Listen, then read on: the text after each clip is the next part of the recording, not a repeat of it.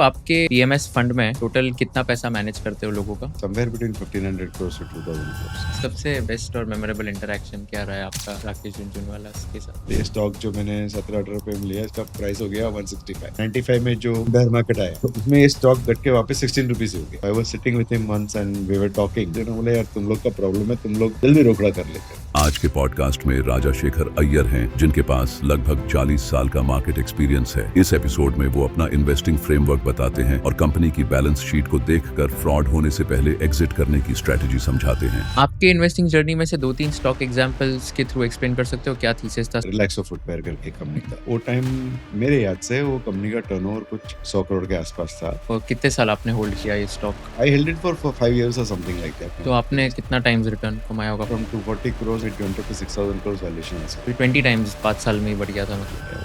US में आपने large cap वगैरह स्टॉक्स में इन्वेस्ट किया या वहाँ पे भी स्मॉल कैप या मिड कैप? जब ये कोविड हुआ था, जैसे नेटफ्लिक्स था, मुझे लगा नेटफ्लिक्स बहुत सस्ता है क्योंकि मैं तो रोज 6 घंटा नेटफ्लिक्स देखता था. तो मुझे लगा लोग तो ये करेंगे ही. हाँ. और अगर नेटफ्लिक्स ने अगर सब्सक्रिप्शन डबल भी कर दिया तो भी मैं देने ही वाला था. आई इन्वेस्टेड लाइक दैट. अगर एक ऐसा कोई स्टॉक है जिस पे आपका आज हाईएस्ट कन्विक्शन है तो वो कौन सा होगा? आई वुड से companies.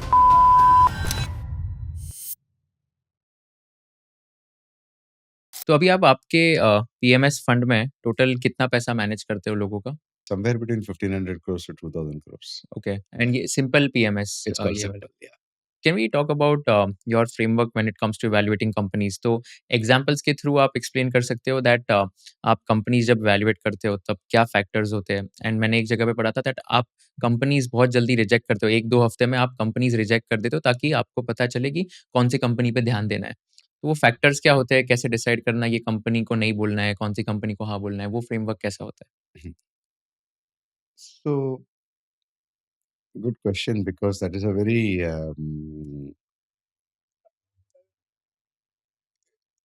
so if you see my status in WhatsApp, it for long period it has been so many books, so little time. You know, so when you want to read books or you want to do anything, there is always too many things, and so you have to pick and choose. So someone told me long back. She was a Vedanta teacher, yoga teacher. She told me you should be like the swan, जो पानी और दूध मिला लें तो पानी को छोड़ के दूध पी लेता है. यू नो, सो ये जैसे स्टॉक मार्केट है अभी, जो इन्वेस्टेबल कंपनीज है, कोई भी स्टॉक मार्केट में, पर्टिकुलरली इंडिया यूएस जैसे स्टॉक मार्केट में 2000 कंपनी में आप इन्वेस्ट कर सकते हो. लेकिन अगर आपको कंपनी को समझ के इन्वेस्ट करना है तो आप 2000 कंपनी को तो बराबर समझ नहीं सकते, मतलब स्टडी नहीं कर सकते. अगर आप स्टार्ट करेंगे कि मैं 2000 कंपनी को स्टडी करूंगा, by time you finish reading 100 companies, वो काफी कंपनीज का पोजीशन चेंज हो गया होगा. So it is not a practical thing to study all the companies. So you have to have some way of figuring out what is an interesting company where your study can be profitable, as in can result in something interesting. So one way of doing it is to quickly reject something. So if you have fairly clear criteria, जैसे अगर कोई life में हम लोग ये करते रहते हैं, जैसे अगर आपको कोई गाड़ी लेने जाना है, आप शोरूम में जाते हो, मल्टी प्रोडक्ट शोरूम है, वो आपको दिखाएगा कि ये रोल्स रॉयस है. आपने तो बोल दिया रोल्स रॉयस तो मुझे लेना ही नहीं है. तो मुझे वो उसके ऊपर टाइम स्पेंड नहीं करना है रोल्स रॉयस का फीचर समझ के. बड़ा इंटरेस्टिंग गाड़ी है, बड़ी अच्छी गाड़ी है, लेकिन मेरे बजट में तो आता नहीं है और मुझे इंटरेस्ट नहीं है. आप बोलेंगे मुझे एक्चुअली लेना है जो गाड़ी लेट अस से 10 टू 10 टू 15 लाख के बीच में, तो आप ऑलरेडी शॉर्टलिस्ट कर देते हो, सब गाड़ी नहीं जाके देखते हो. Similarly when you look at stock market, what are you interested in? You know, let us say you're interested in a company which is a consistent performer over a long period of time. It does not take you more than half an hour or 45 minutes to study a company and say, this has not been a consistent performer over a long period of time. So आपका एक criteria तो fail हो गया, फिर उसको आगे study करके फायदा नहीं है. अगर आपका क्राइटेरिया है कि I don't want to buy into companies which are over leveraged, you know, और balance sheet is not of good quality, ये भी आप जल्दी रिजेक्ट कर सकते हो. द एडवांटेज जो रिजेक्ट करने का है कि जो आपके क्राइटेरिया में फिट होता है, वो कंपनी आप जल्दी स्पॉट कर सकते हो और उसके ऊपर ज़्यादा टाइम स्पेंड कर सकते हो to study. So yeah that's. So let's take an example of a company and can you tell us that okay, like when you invested in that company maybe a few years back, आपने क्या numbers देखे and क्या reason की वज़ह से आपको लगा that okay this is now undervalued and वो स्टॉक में like you also made good money because you thought that the stock was undervalued? So one of the companies which I talked about very often and is a company called Divi's Laboratories. They came public in 2003. Um, at the time when came public, I think they came in February 2003. So already 9 months results up to December 2002 were available. And that showed a turnover of about 180 crores and a profit of about 39 crores or so. So without too much calculation, you could assume that for 2003, the company would report about 250 crores turnover and about 52 crores profit. As it turned out, they reported 52 crores profit, which was now, if you understood the business well, they were basically supplying pharma chemicals, APIs to multinational corporations. There was certain implicit growth which was available in that because it was a new geography and they were penetrating. A lot depend on their ability to sort of get new customers and get new orders from the new customers. Their business model was largely based on building relationship with the customers, and they were, I would say, more like support organizations for multinational corporations. They were not competing with them. So an estimate of growth you could have had for that company was somewhere in the 20% plus minus to 3% range. Now, if you put that kind of growth number for that company, it could have easily been valued at anywhere between 15 to 20 times earnings, probably a little bit more, depending on how long you think the growth will last. As it turned out, the company has grown over the last 22 years at a very high rate. I don't know the actual numbers now, but it's probably grown at well above 20% in terms of earnings over this period of time. But when it came public and it got listed, and the price at which it was, the price at which the IPO was made, mm, it was made at something like 3.5 times earnings or 4 times earnings, historic earnings, which sort of didn't assume any growth in the earnings. If I put it into a mathematical model, to actually assume a little bit of degrowth in earnings, but no growth in earnings for sure. Obviously, that was not the case. I mean, the company had grown well in the previous few years and was likely to grow. I might have expected to grow at 20%, 22%. Somebody may expect to grow at 15%.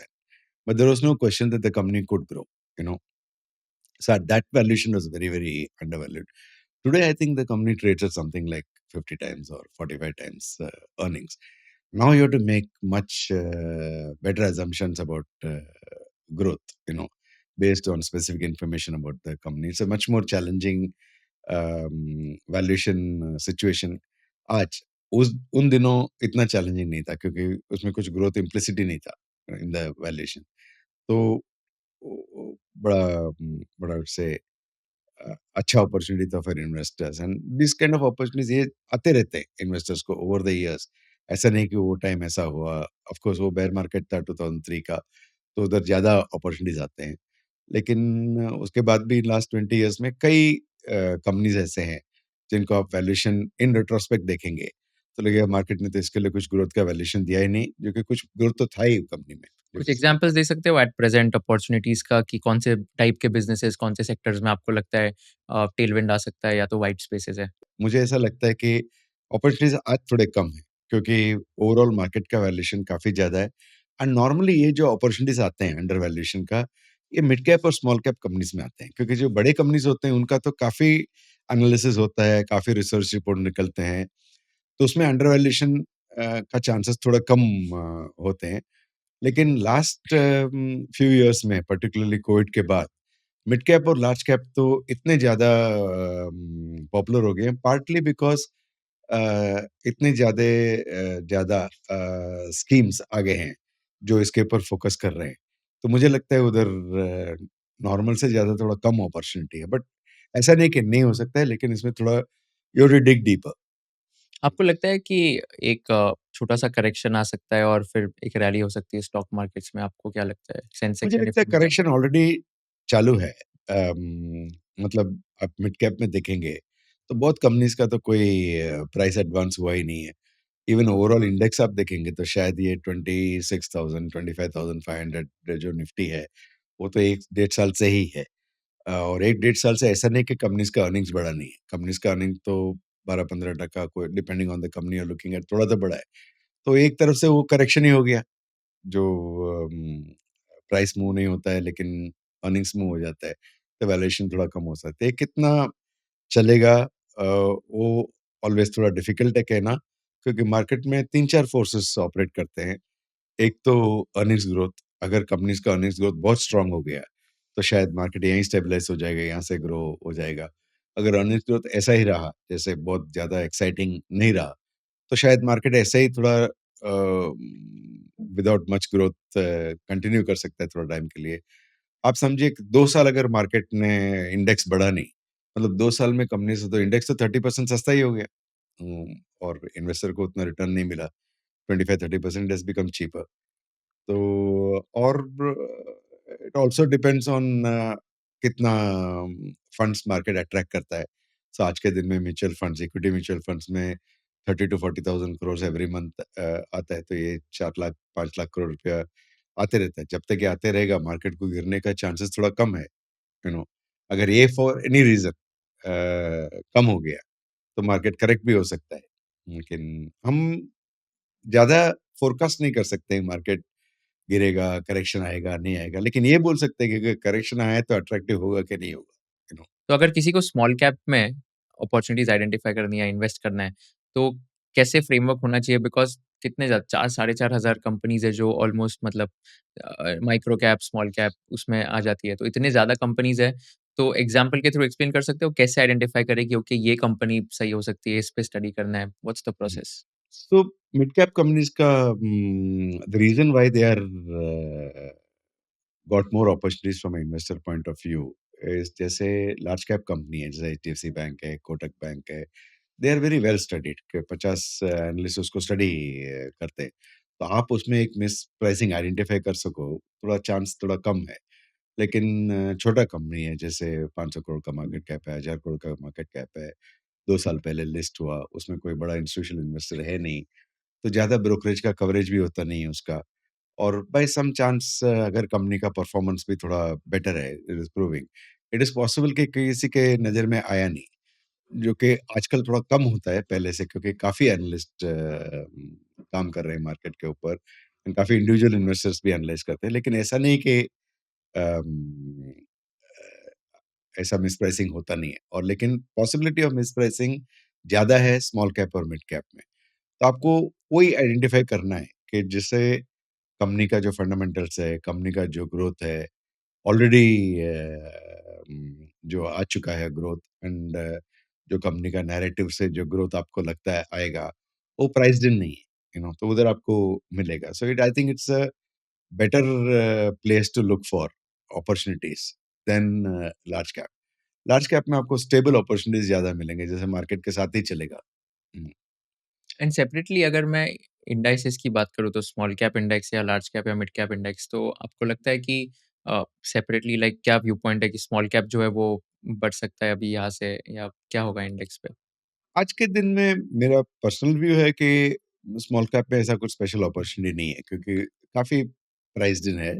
Individual small cap में हो सकता है, लेकिन overall small cap index में बहुत ज़्यादा I think growth price in हो गया है।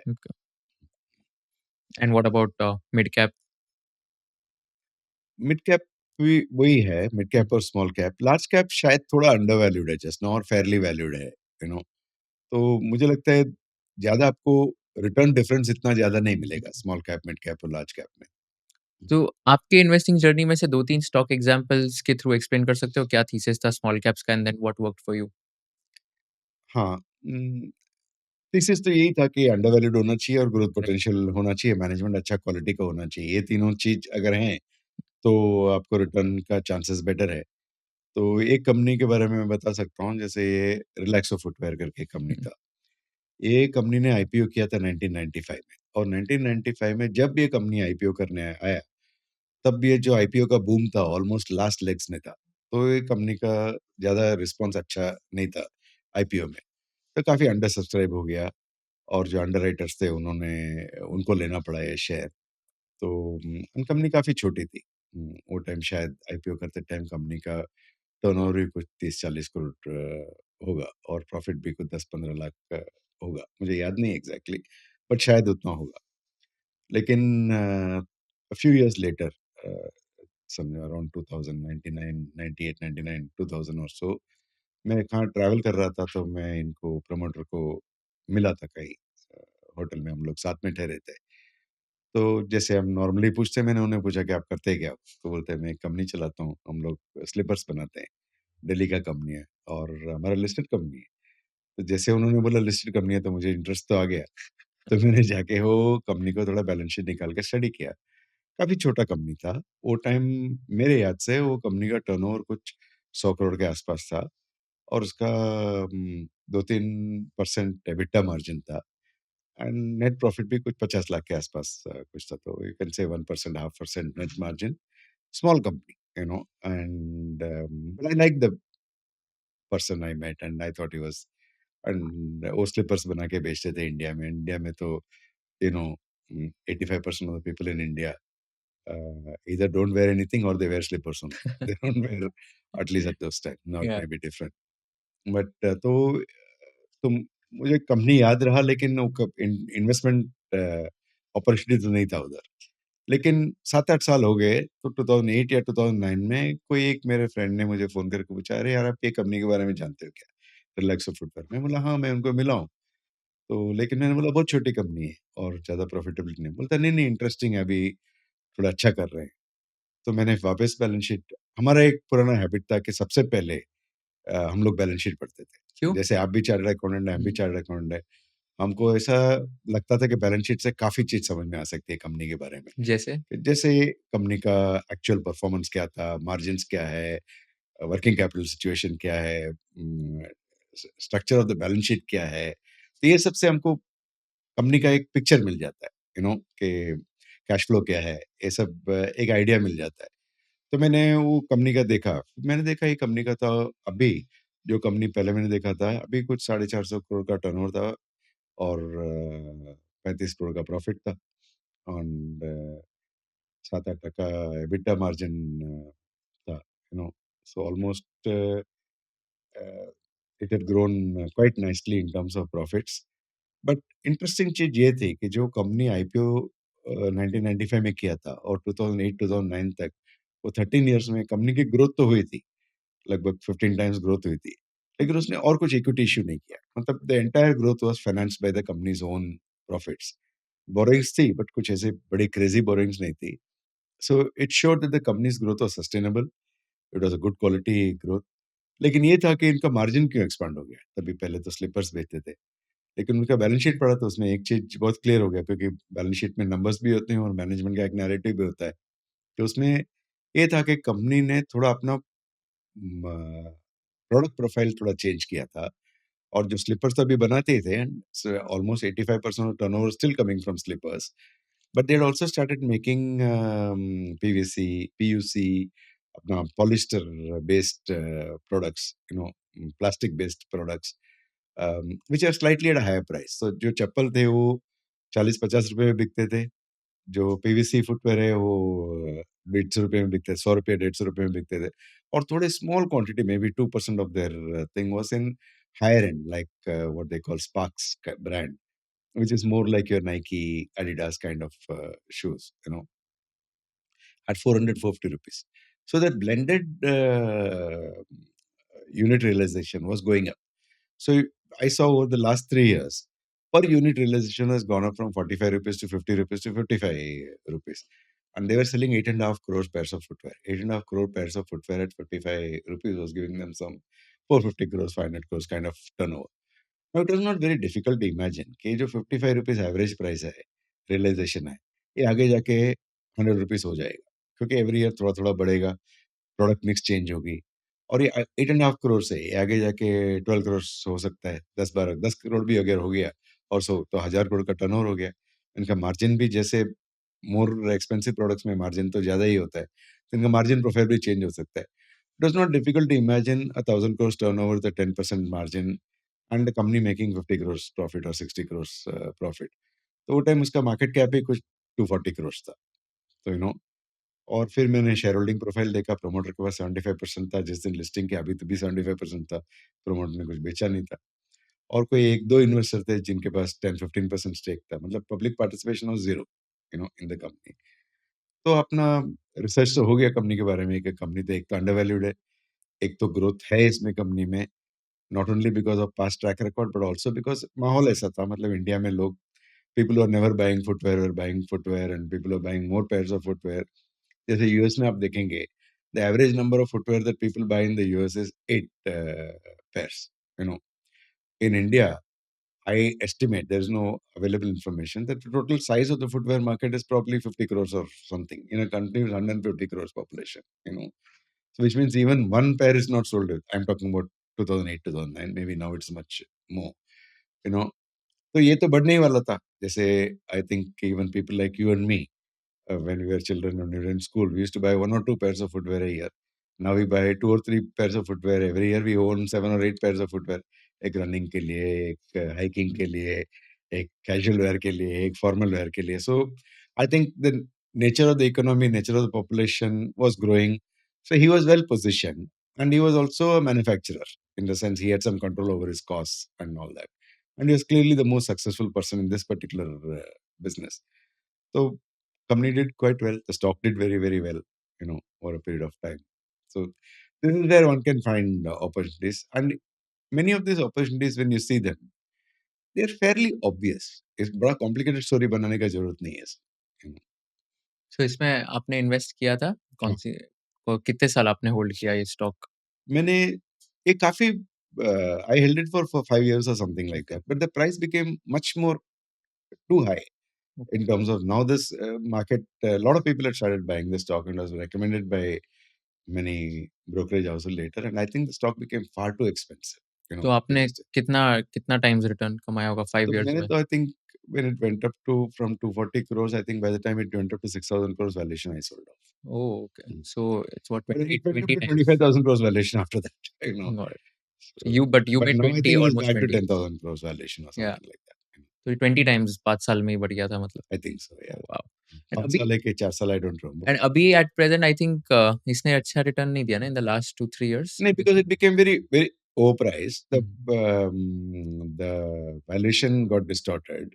हुँ, And I think at that time, zero growth was priced in. Now, too high a growth is priced in. But this is also, I would say, apart from the cycle of company performance and business performance, there is also cycle of stock market performance. Initially, hmm, people expect too little, then they expect too much. So that hmm, happens.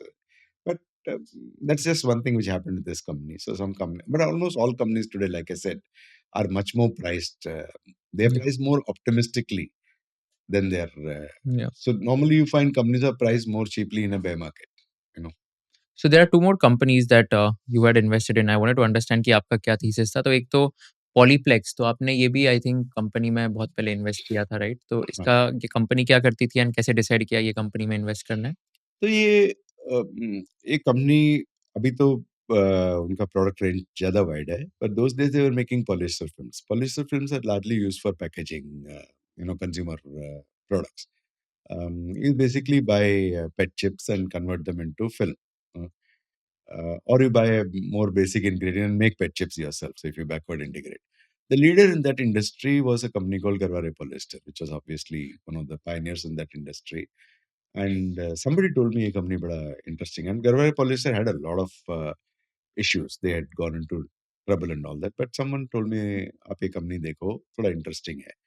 And मैंने देखा, and थोड़ा interesting ही था. मतलब उसका जो EBITDA था, EBITDA had gone up to some 100 crores or something like that. But उसमें borrowings भी काफी थी. And they had invested in some new plant in some other related field which was not doing well. तो उसका burden इसके ऊपर था. तो नेट प्रॉफिट ज़्यादा कुछ कमाते नहीं थे, but their EBITDA had gone. What the EBITDA going up, the reason for that was the polyester film business had started doing quite well. ये पॉलिएस्टर फिल्म ऐसा है कि इसमें जो प्राइस होता है, कभी $1 होता है, कभी $2 होता है, कभी $2.5 होता है. And it is to some extent linked with PET, I mean, the under raw material price, but sometimes it is just linked to the total capacity available of polyester film in the market. But What they actually earn is the difference between conversion margin. They make a conversion margin, and the conversion margin itself can vary. That can be 30 rupees, it can be 100 rupees, and it changes depending on the cycle. So I went back and studied the industry, which are the other companies in the industry. And one company which struck me as particularly interesting was Polyplex. Because Polyplex, when they had IPO'd, had a capacity of some, if I'm not mistaken, 1,500 tons or something like that. But when I was looking at the company, their capacity had gone up to some 10,000 tons or 12,000 tons. I may be wrong about the exact numbers, but it was a big growth in capacity. But again, it was interesting that they had grown capacity, they had grown the size of the company without any dilution of equity. Equity was the same. So that looked like and their margins were more stable. The balance sheet was well controlled. It looked like if you looked at the numbers only, as I said, you read the balance sheet, and if you look at the numbers only, it looked like a well managed company in the business. So I actually went across to Delhi and met the management and asked them a few questions about the industry. And so they confirmed that this industry is a margin business. You're a converter from basic raw material to end product, which is polyester film, and your conversion margin changes. So you're not completely dependent on PET prices, because if PET prices go, polyester film price also goes up. So but if you're efficient, so I found they were efficient manufacturer. I was quite impressed with the communication that I received from the management. They were very clear. They knew actual details of per kilo costs of each components of their cost. They had a good control over the entire costing process. This I always find with good companies, that they have very good understanding of where their costs come from. There are companies who I've met, when I ask them about why this cost is so high, they say, we don't know, we'll check and we'll get back to you. Now, that's always surprising to me, because if you're running a company and if some cost is ballooned, you should be aware that it has ballooned and all that. So, anyway, this company, I found their communication was good, their understanding of the business was good. Apparently, they were a well managed company, and the stock was very cheap. Again, very similar, you know, 150 crore market cap, 30 crores profit, kind of thing, 5, 6 times earnings. Company did very well over the years, and it's done well on and off. How much money did you make in I this? did well. Hmm. कितना times ये The grow stock हुआ? went up fairly quickly after that, because this was, I'm talking about, somewhere in 2002 or so, Hmm. and the bull market started in 2003. Whenever a bull market starts, the valuations expand much faster. So the merits of the company are seen better. So I don't place a lot of emphasis on how well I did in the stock or not. I place a lot of emphasis on how well did I analyze the company and what I understood properly. I think this was a company, and I would not take a lot of credit for being a great analyst on this company. I would take credit for identifying a mispricing, which the market did not. And that is largely a function of where the market is looking. So sometimes the market looks at all companies with fear. And when look at it with fear, they ignore small companies, they ignore companies with, you know, which should be classified as not blue chips. They focus a lot on high quality, large companies and all that. So when people are not looking, there is always something interesting happening there. So if you have time to study, and as we discussed earlier, if you have quick elimination, if you're able to focus on the right companies, and I believe that if you look at 100 companies, you have an advantage over somebody who's looking at only 20 companies. So if you look at a lot of companies, your chance of finding a good company are much higher. Of course, you can find a good company, or what you think is a good company. You can make an investment, and it may turn out to be not a great opportunity also. So we talked about a couple of opportunities like that, but there are many which I identified which didn't work out also, Like, and there are many which I did not identify. I studied it and I didn't think, and they did very well. So mistakes of that type are quite common. to give me examples of both, one where, let's say, you studied the company and it did not do well, and one where you studied the company but you did not invest in that. So I will leave out the examples of companies which I invested and didn't do well, although there are many like that, because there I did not lose a lot of money, because it is like a testing. You see, and the actual numbers don't match up to what you're thinking, and you stop loss and you get out of the company. It happens. And so what I would say is, you have a hypothesis, you play the hypothesis, and you keep monitoring it. If over 3 months, 6 month period of time the hypothesis doesn't play out, you are out of the company. तो आप ऐसे कोई specific stop loss type कुछ रखते थे कि इतना percentage loss हो गया तो मैं एग्ज़िट कर दूँगा? It's of course I used to have what is called a risk adjusted sizing? capital management hmm. tool for money management. You Yeah, know, you have some framework, dynamic risk yeah. adjusted sizing, right? So money management is actually one of the most ignored aspects Mm. of investing. You know, um, we'll get into money management in a little while, but you asked a question about companies where what kind of mistakes you made. You know, so some of the biggest mistakes I made is not in buying companies that didn't turn out to be good, but in not buying companies which turned out to be very, very good. You know, so somewhere in 1989 or 90, I met Dr. Reddy, and I just did not have the attention span to understand the story that he was saying. So I sort of dismissed the company. He was telling me a very, very interesting story about his industry and what he's doing, but I didn't pay attention. But a few years later, I realized the company is really good, which is why when Divi's Laboratories came public, I already knew I'd missed something. And there was a stage like that. Similarly, Infosys, when they came public in 1993, I don't know how many people know it. Infosys actually an undersubscribed issue, you know, and because it came in a market which was very depressed. And we actually thought it was very expensive. You know, it was priced at 18 times earnings. And at those days, these days, 18 times is considered very cheap. But those days, 18, 20 times, 25 times was considered very expensive. And the growth numbers were very good, of course. And so, although we did not we did not focus on the company at the time of the IPO, which is understandable. In a short period of time, the company stock did quite well. So I went across to Bangalore to meet the management, and obviously we had a little bit of ribbing वो हमारे मजाक उड़ा रहे थे कि आपने तो बोला हमारा कंपनी ओवर प्राइस्ड है लेकिन अभी तो इतना Mhm. बढ़ गया है तो You मैंने बोला तो मेरी गलती थी तो you met Mr. Narayan Murthy? ना आई मेट मिस्टर नील केनी Okay. so Nandan Nilekani. yeah so he was ribbing me saying Raj you said my company was overpriced and अभी तो मैंने बोला तो मेरी गलती थी तो मैंने वो प्राइस बोला था अभी मैं समझने आया हूँ कि कंपनी में क्या है और उन्होंने बड़ी अच्छी तरह से मुझे समझाया कि कंपनी में क्या है कैसा प्रोस्पेक्ट्स है ग्रोथ का क्या इंडस्ट्री क्या है क्योंकि आईटी इंडस्ट्री के बारे में कोई 93 में कोई जानता ही नहीं था ये अमंग्स फर्स्ट कंपनीज था तो उन्होंने अच्छी तरह बट मेरा एक बड़ा प्रेजुडिस था अबाउट एक्सपेंसिव कंपनीज एंड मैं हमेशा आई वाज मैं ग्राहम का मोड में तो था तो मुझे अंडर वैल्यूएशन बहुत पसंद था और मुझे इसमें कुछ अंडर वैल्यूएशन दिखाई नहीं दिया तो as an analyst I probably didn't understand the potential ये कितना ग्रो हो सकता है यू नो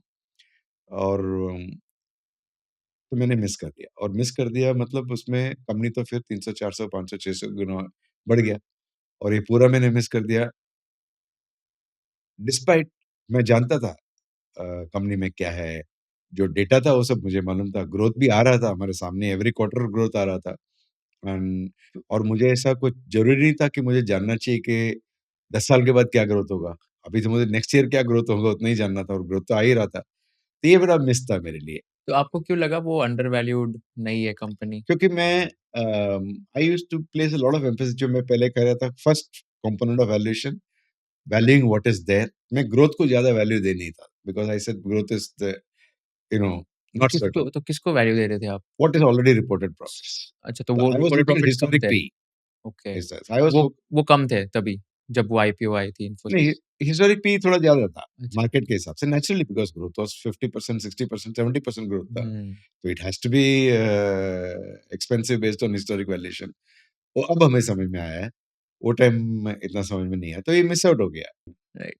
एंड इसके अलावा आपने जैसे बताया 2003 में जैसे बुल मार्केट स्टार्ट हुआ था एंड तभी काफ़ी लोगों ने भी बहुत सारा पैसा बनाया 2003 टू 7 की जो रैली हुई थी।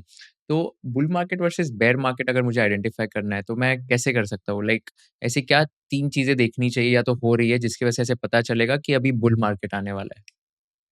तो ये मैं मानता हूँ बड़ा इम्पोर्टेंट है मतलब आपको एक आइडिया होना चाहिए कि मार्केट का आउटलुक क्या है यू नो ऐसे नहीं कि एवरीडे आप सोचेंगे मार्केट नेक्स्ट मंथ में क्या करेगा नेक्स्ट वीक क्या करेगा ये तो नहीं हो सकता क्योंकि ये थोड़ा रैंडम इवेंट है लेकिन कभी कभी मार्केट एकदम एक्सट्रीम में चला जाता है जैसे एक्सट्रीम अंडर वैल्यूएशन में चला जाता है एक्सट्रीम ओवर वैल्यूएशन में चला जाता है जब रिस्क बहुत ज्यादा बिल्ड हो जाता है या अपॉर्चुनिटी बहुत ज्यादा बिल्ड हो जाता है और यहीं से बुल मार्केट स्टार्ट होती है, यहीं से बुल मार्केट खत्म होती है।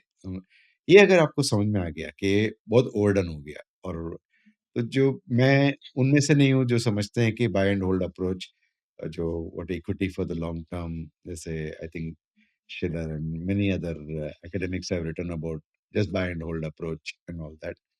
I'm not a believer in that because I think you can improve your returns market में काफी significantly by exiting or reducing your allocation to the market at key point, turning points in the market. जैसे मेरे memory में जब 1988 में जब मैं पहले मार्केट में आया था 1987-88 में, आई थिंक मार्च 1988 में मार्केट बॉटम हुआ था 390 में, index, sensitive index, in retrospect, it was one of the cheapest levels of the stock market. ये मार्केट तो 1992 में 4600 हो गया, मतलब ये almost it went up 11-12 times in 4 years. Of course, the last 50% of the valuation was overvaluation. But 400 to 1500 तो ठीक ही था valuation, तो 4 times. But 1500 से 4000 थोड़ा ये था, बट ये अपॉर्चुनिटी हमेशा आता है कि जब अंडर वैल्यू भी होता है, ओवर वैल्यू भी होता है। लेकिन आपको एक तो 1988 में ये मालूम होना चाहिए था कि बड़ा अंडर वैल्यूएशन है, ये सस्टेन नहीं होगा, और 4600 में आपको ये आइडेंटिफाई करना था कि बड़ा ओवर वैल्यूड है, ये भी सस्टेन नहीं होगा।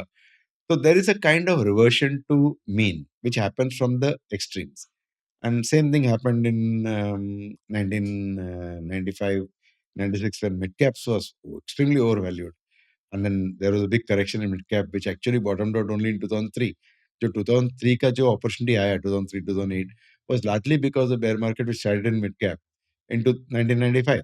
You know, 1998 से 2000 तक जो IT boom हुआ था, उसमें 1998 they were very very cheap, 97 98, and in 2000 they were very expensive.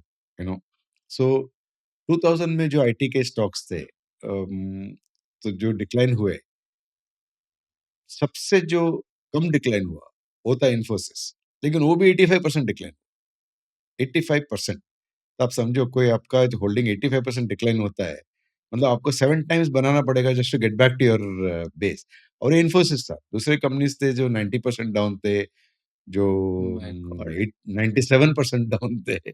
Like there are many companies which are, and some companies went to zero also and vanished. The poor quality companies. I'm talking about good quality companies. Interesting thing is ये India में नहीं था, पूरा दुनिया में था। जैसे 1999 में सिस्को था, सिस्को का जो वैल्यूएशन वो टाइम हो गया था, आज लास्ट वीक उसका वैल्यूएशन वापस आया है। मतलब आप समझो 25 साल के बाद माय गॉड! उसका वैल्यूएशन कम हो। मतलब अगर आप इन्वेस्टर बाय एंड होल्ड हो, तो आप 99 से सिस्को को जीरो रिटर्न के साथ होल्ड करते हो। अगर आपने वो टाइम बेच दिया होता था। तो ये 2000 में हुआ, फिर 2008 में हुआ जब लेमन का क्राइसिस आया था, तो मार्केट 21,000 से 19,000 कैसा कुछ हुआ था। फिर ये कोविड क्राइसिस में मार्केट आई थिंक 42,000 से कुछ 26,000 आया था, जो क्विकली करेक्ट हो गया। लेकिन ये 1988 से लेकर आज तक मैं देखता हूँ, ये 4-5 तो ऐसे बड़े अपॉर्चुनिटीज थे, जब मार्केट काफ़ी बड़ा करेक्ट हुआ। और ये अगर आइडेंटिफाई करने से काफ़ी आपका रिटर्न में डिफरेंस होता था, लॉन्ग टर्म रिटर्न में। लेकिन ये कैसे आइडेंटिफाई करें? ऑब्वियसली ये तो बड़ी फॉर्मूलाइक बात तो नहीं है कि आपने देखा ये मल्टीपल ज़्यादा है, इसमें बेच दो ना, ऐसा नहीं होता है। लेकिन एक कॉम्बिनेशन ऑफ सर्कमस्टेंसेस होता है, एक। और मेरे एक्सपीरियंस से, और जो एक्सपीरियंस है वो तो जो हुआ है उसका है, जो नहीं हुआ है उसका तो एक्सपीरियंस नहीं है। तो we should always keep our mind open कि क्या भी हो, दूसरा भी हो सकता है। लेकिन जो हुआ है मैंने 3 रीज़न्स देखे हैं। एक 1988 में जो बहुत अंडर वैल्यूएशन था, अक्रॉस द बोर्ड। 92 में बहुत ओवर वैल्यूएशन था। So I think valuation is a significant criteria for identifying bottoms of bear market and identifying tops of bull market. It is not an infallible tool because it can overextend more than you extend, but ये एक अच्छा tool है। जैसे वो time में हमको ऐसा लगता था कि, and if I studied history, कि जब मार्केट 10 टाइम्स अर्निंग्स के नीचे चला जाएगा ओवरऑल इंडेक्स, बहुत सस्ता है। एंड ये 27 टाइम्स के ऊपर जाएगा, बहुत महंगा है। अभी now the all the numbers have change, I don't think वो 10 टाइम्स आएगा भी। शायद अभी 15 टाइम्स होगा, 14 टाइम्स होगा, something will be like that, but those days interest rates are also high. You know तो अभी, बट ये फैक्ट है कि अनलिमिटेड ग्रोथ तो नहीं होता है। अगर अगर मार्केट 50 टाइम्स अर्निंग्स पे चला गया, तो मैं, कोई भी बोल सकता है कि ये मार्केट में बहुत ज्यादा रिटर्न मिल नहीं सकता है। और अगर मार्केट 12 टाइम्स अर्निंग्स पे आ गया, तो कोई भी बोल सकता है ये मार्केट में रिटर्न अपॉर्चुनिटीज़ ज़्यादा होना चाहिए, यू नो? ये नंबर्स में कह रहा हूँ, मतलब एक्चुअल स्टडी के अंदर। ये एक बात है वैल्यूएशन, और दूसरी बात है आई थिंक रिसेंटली आल्सो काफ़ी एक इंटरेस्टिंग पेपर मैंने देखा, I think it is called liquidity theory of asset pricing और something like that, but this सब जानते हैं जो मार्केट में पार्टिसिपेंट्स हैं कि लिक्विडिटी से बहुत बड़ा फ़र्क पड़ता है। जैसे अगर इंटरेस्ट रेट्स कम है और ज़्यादा फंड फ्लो है, जैसे म्यूचुअल फंड्स में आज 5 लाख करोड़ आते हैं, वैल्यूएशंस एंड फंडामेंटल्स एक तरफ, लेकिन अगर पैसा ज़्यादा आता है, अगर आज मैं बोलूँ मेरे पास और एक कंट्री के पास, इन्वेस्टर के पास बहुत ज़्यादा पैसा है और वो लगाना ही है स्टॉक में, वो 30 टाइम्स अर्निंग्स है कि 40 टाइम्स अर्निंग्स, तो लग ही जाएगा और प्राइस तो बढ़ेगा। तो liquidity has a very big impact on market. So when liquidity ड्राइज up, markets generally tend to do very poorly. And when liquidity is good, markets do better. You can measure liquidity by interest rates. You can anticipate interest rates by inflation. You can have liquidity constraints as a result of this or independently of this. काफी reasons हो सकते हैं, लेकिन वो एक बड़ा criteria होता है। एंड एक क्राइटेरिया तो ग्रोथ का तो है ही। जब मार्केट अज्यूम, जैसे आईटी सेक्टर है, 2000 में Infosys was trading at 150 times earnings. मैं जैसे कह रहा था 14,000 रुपीज शेयर प्राइस, वो हो गया नीचे 2000 रुपीज शेयर प्राइस।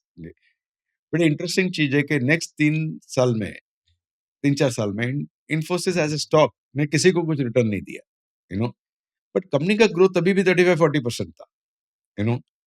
तो ग्रोथ जब, बट लेकिन उसका जो प्राइस था वो ऐसा असम्पशन पे था कि इसका ग्रोथ 75-80% होगा। तो इवन दो दे ग्रो 35-40%, उसका जो प्राइस तो रिटर्न नहीं आया।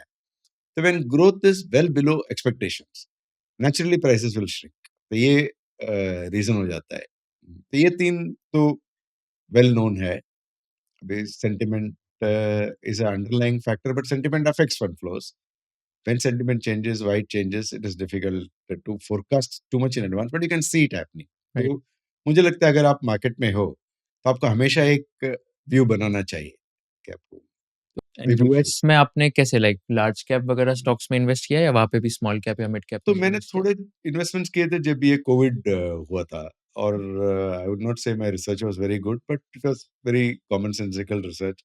जैसे नेटफ्लिक्स था, मुझे लगा नेटफ्लिक्स बहुत सस्ता है, क्योंकि मैं तो रोज 6 घंटा नेटफ्लिक्स देखता था। तो मुझे लगा लोग तो ये करेंगे ही, हाँ। और अगर नेटफ्लिक्स ने अगर सब्सक्रिप्शन डबल भी कर दिया तो भी मैं देने ही वाला था, कोई ऑप्शन नहीं था।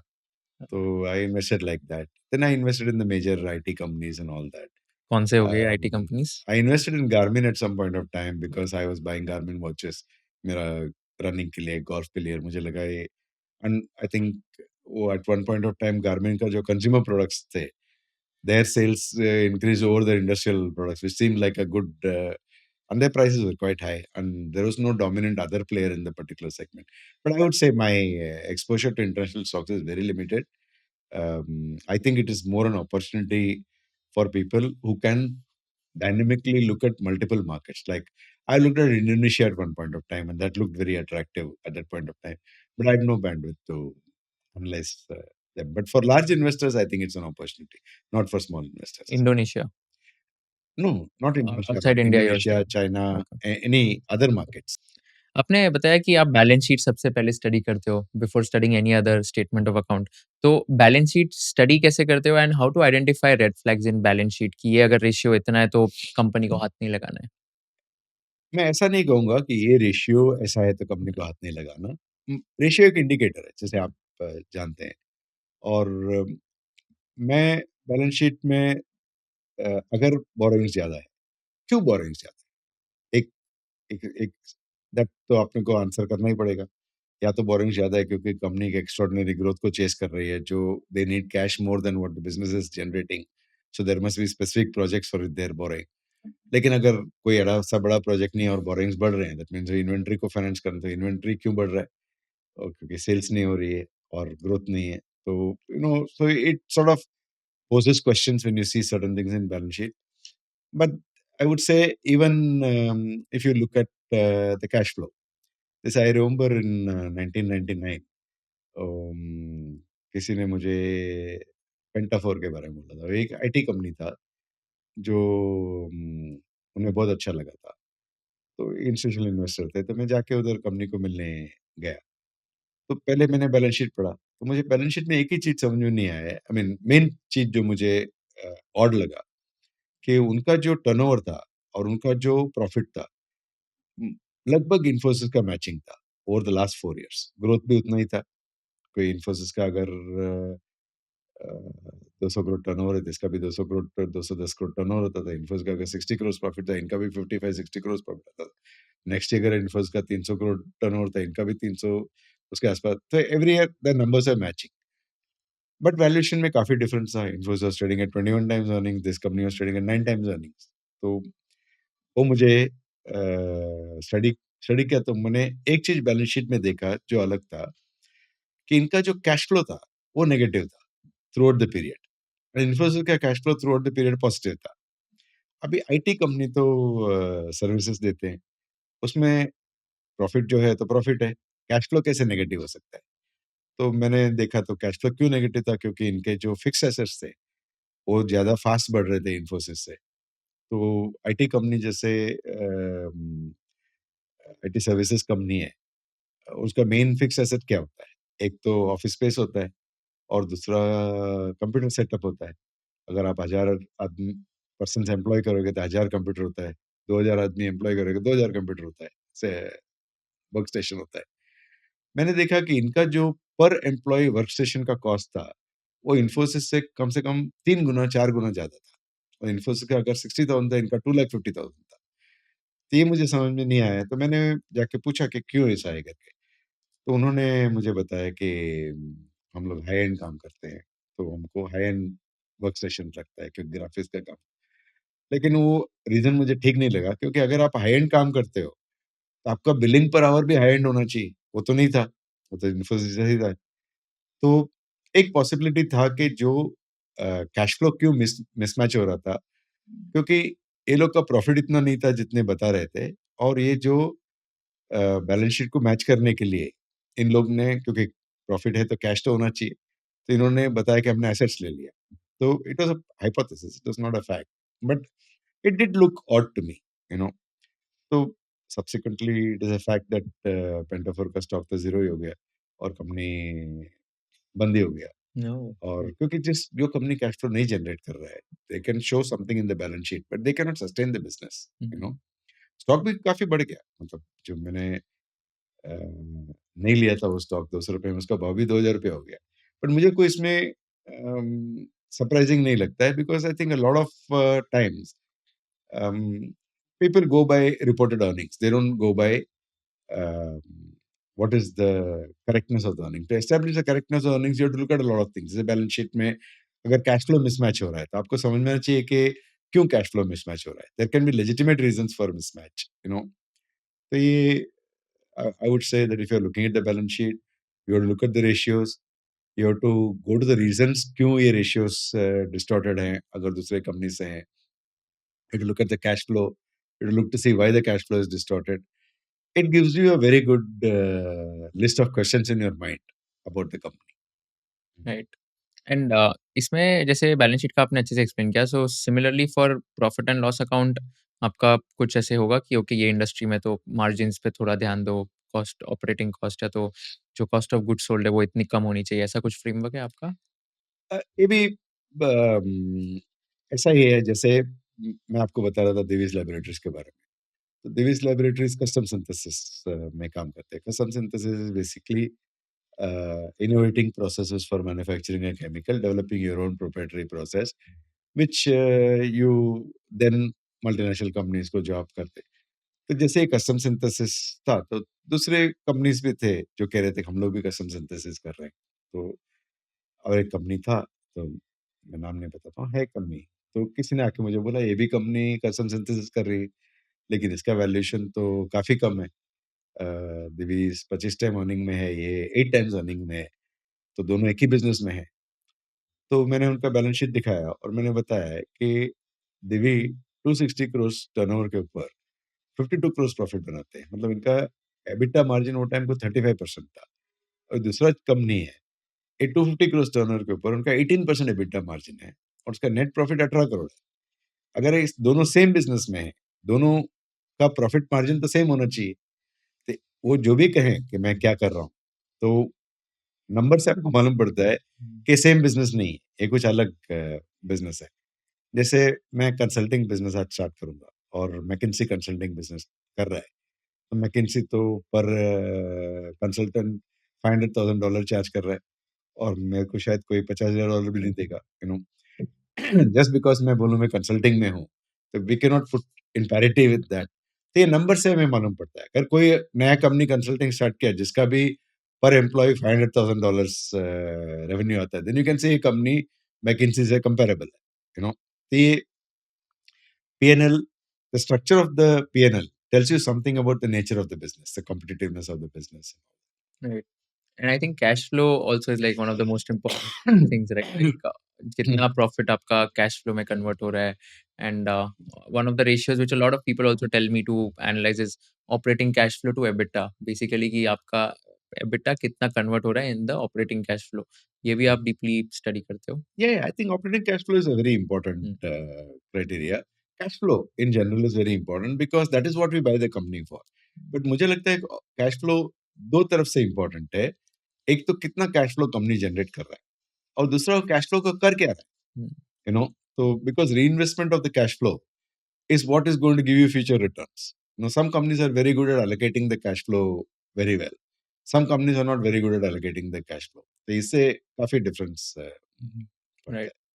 तो आपने बताया कि आप 40 प्लस इयर्स से इन्वेस्टिंग कर रहे हो, तो 92 में जब हर्षद मेहता बूम भी हुआ था, तो तभी भी आपने लाइक तभी क्या हुआ था? लाइक तभी आपने पैसा कमाया था या फिर वो क्रैश के बाद पैसा खोया था? व्हाट नहीं, हैपेंड? 92 जिसे मैं बोल रहा था, मैं तो I started as a value investor based on Graham's books and all that. 92 में जब वैल्यूएशन इतनी बढ़ गई थी तो हमें तो लग ही रहा था कि बहुत महंगा मार्केट है एंड अनरीजनेबल है। एंड मार्केट में थे तो हमको मालूम भी था कि ये थोड़ा मैनिपुलेटेड मार्केट है। But more important we understood that this such high valuations can not sustain, you know. हुँ, तो हमको उसमें कुछ डैमेज नहीं हुआ 92 में, गॉट इट। You know. आपने कभी इंटरैक्ट किया था हर्षद मेहता से या आई तभी? Know him reasonably well. हाँ, तो क्या what was the interaction like, या क्या एक ऐसा like what was the most interesting interaction you had with And that is a whole story. I don't know if I should go into that. He was a very dynamic person, very aggressive personality, him? and unfortunate how the whole story ended, you know. Um, but I think his was a intelligent person who overextended himself too much. Right. Who are some other investors who you really admire a lot, and what have you learned from them India में? Maybe So someone like Rakesh Jhunjhunwala yeah, or so like I was others. very fortunate. जैसे हम लोग जो 1987-88 में जब मैं market में आया था, वो टाइम मार्केट इतना डिजिटाइज नहीं था, यू नो। तो ज्यादातर लोग वो स्टॉक एक्सचेंज के एरिया में ही थे, तो ऑफिस भी उधर ही थे। लोग ऑफिस के बाद कॉफी पीने के लिए सेम रेस्टोरेंट्स में चलते थे।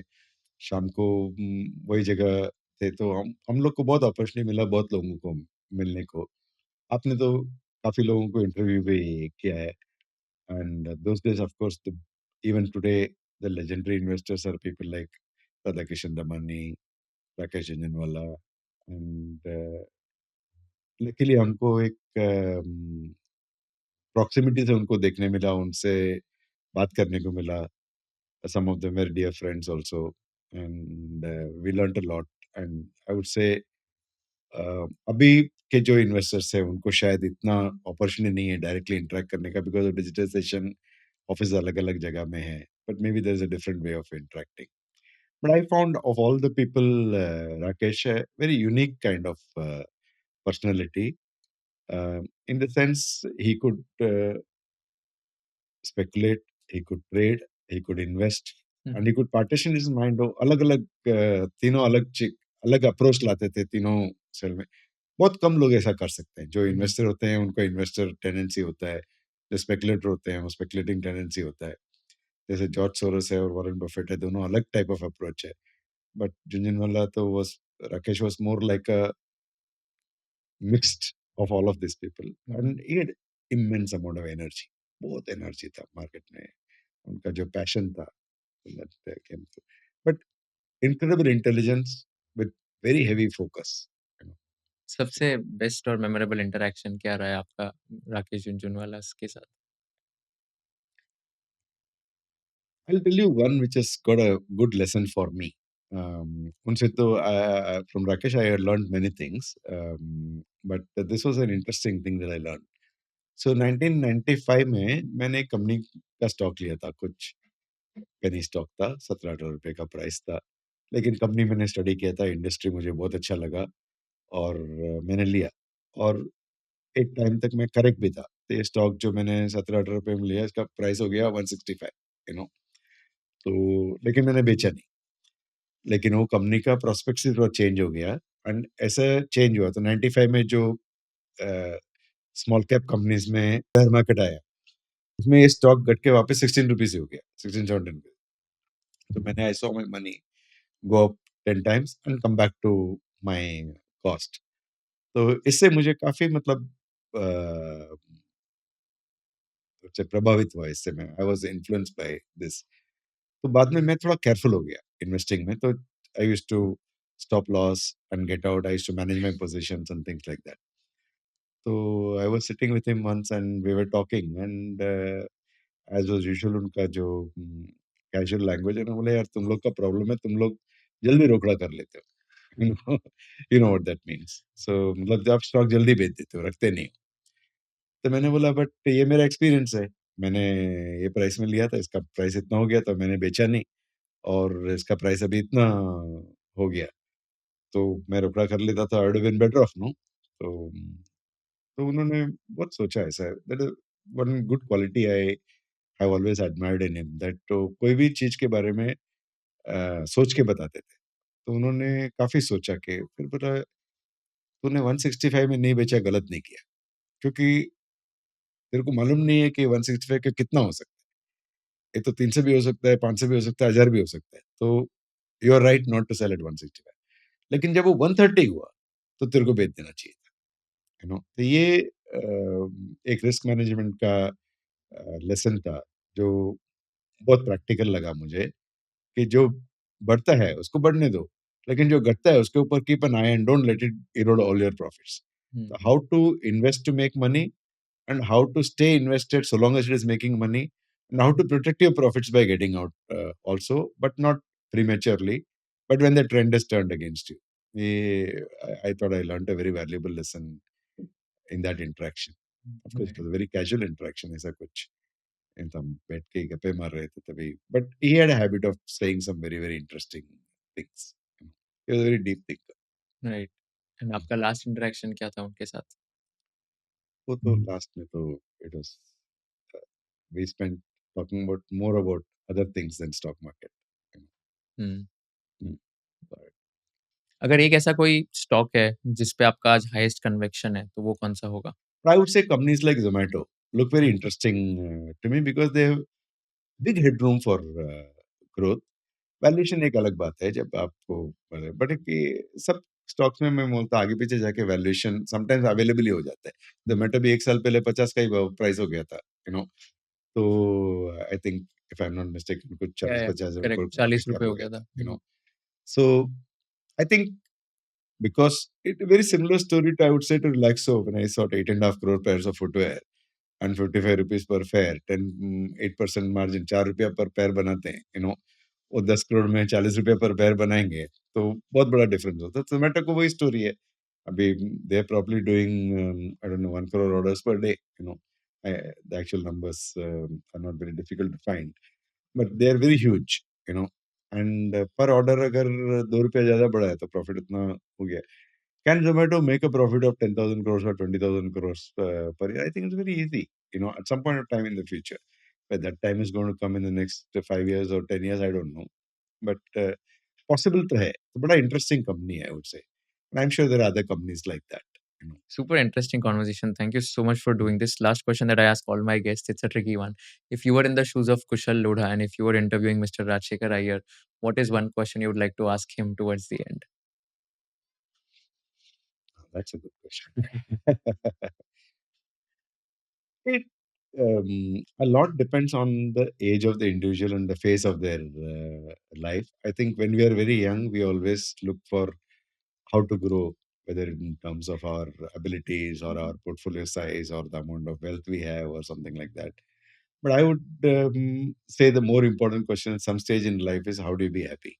You know, So how do you be happy? so how do you be happy? I think is largely by not compromising on your own internal requirements. Don't be guided by what other people are saying or thinking. You pursue your own dreams, and as I think you are actually doing. In fact, that's the first question I asked you when I spoke to you. Yeah. That having done your CA, having done your CFA and ACCA, you are pursuing, this new media rather than being an investor yourself. And you gave me a good answer. You said, I think I'm a creative person and I'd like to do that. I think that's a very impressive, you know, uh, quality to have, to be able to, because many people are told you can become an investor, you can do this, you can get a job in investment bank, you can get a job in this thing. But pursuing what you think is what you like to do is not a very common quality. And it's very, in the long term, the most beneficial thing one can do. Yeah, Mm. thank you so much. This means a lot coming from someone like you. But I just thought that I'll pursue something that I like. And you're right, a lot of people have told me to get into investing, but I feel that I won't be able to do justice because of the time that I have. Like, I'm devoting a lot of time to content, and I want to become expert in one thing rather than like having juggling my hands in multiple things. So that's my justification right now. But of course, investing is something that I might consider later in the future. But yeah, that's the main reason that I want to do content creation, podcasting No, full it's time. wonderful. All the best to you. I'm sure you'll do well in what you're doing. And not everybody in the world has to be an investor. Lots of things people can do. Yeah, probably I would want to own equities in like multiple companies at a point in life, and that I'm doing it through my social media reach, where I, let's say, invest in some companies and give them reach through my social media. So that is kind of investing in a way, but not active hardcore investing as such. So let's see. I mean, I'll try my I would best. say one more thing, that when we started investing in 40 years back and 35 years back and all that, if you wanted to manage your money well, there was no option but to do it yourself. Because, but today, there are so many good portfolio managers. I think there are some 500 portfolio management companies, maybe more. There are 500 equity mutual fund schemes which are there. There are so many intelligent people who are managing money for others. So I would spend my time looking at who are the good people who are managing money and give it to them Yeah. and go out and play golf. You know, why not? Yeah. So maybe I'll give my money to you and then I'll play golf. Me or somebody else. What I'm saying is find a good Yeah, I know. manager and Yeah. you can Correct. always. That's my ideology as well. I mean, just do what you are good at and give your money to someone who's better than you. Right. Simple. Amazing. Thank you so much, sir, for doing this. बहुत मजा आया आपसे बात करके, बहुत सीखने मिला, and I'm sure everyone who's watching this is going to get immense value. And आप बहुत ज़्यादा candid, बहुत franco, and lots to learn from you. Thank you so much for doing this. I know we have been in touch since a long time, बहुत सारे महीने हो गए, but I really enjoyed this conversation, and I think it was worth the wait that was there. Thanks, Kushal. Lovely meeting. All the very best for you. Awesome. Thank you so much. अगर आपको ये video पसंद आया होगा तो I request you to share it with all your friends and subscribe to our channel so that we can give you more value additive content in the shortest amount of time. हमको ये बताइए कि आपको कौन से kind of guest चाहिए, हमको ये बताइए कि कौन से क्वेश्चंस मुझे नहीं पूछने चाहिए थे, कौन से क्वेश्चंस मुझे और पूछने चाहिए थे ताकि आपको और ज़्यादा वैल्यू मिल सके, और कौन से ऐसे पार्ट्स हैं जो आपको बिल्कुल पसंद नहीं आए ताकि हम लोग ये पार्ट स्ट्रीम कर सके फ्यूचर एपिसोड्स में. So thank you so much once again for watching this episode and keep sharing all our episodes with your friends and keep giving us feedback so that we can improve and come up with better quality content.